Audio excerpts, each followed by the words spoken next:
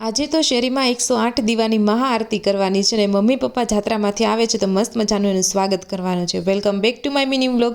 હું છું રાધિકા। તો સવારમાં બંને ભાઈ મસ્ત મજાના અલગ અલગ ફૂલ લઈને આવ્યા હતા। સોનલ અહીં બપોરાની તૈયારી કરતી હતી અને ઋષિ અહીં મસ્ત મજાનો રમતો હતો, હું પણ એની સાથે રમવા લાગી।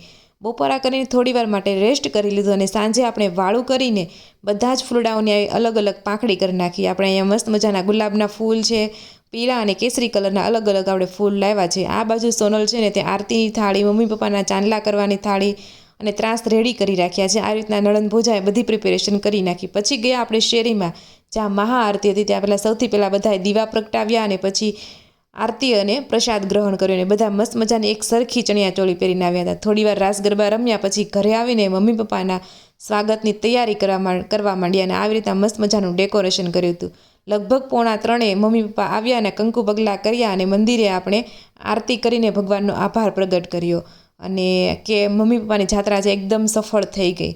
તો આ મિની વ્લોગ તમને કેવો ગમ્યો જરૂરથી લાઇક કરી દેજો, શેર કરી દેજો અને સબસ્ક્રાઈબ કરી દેજો। ફરી મળીશું નવા મિની વ્લોગ સાથે। ત્યાં સુધી જય શ્રી કૃષ્ણ અને રાધે રાધે।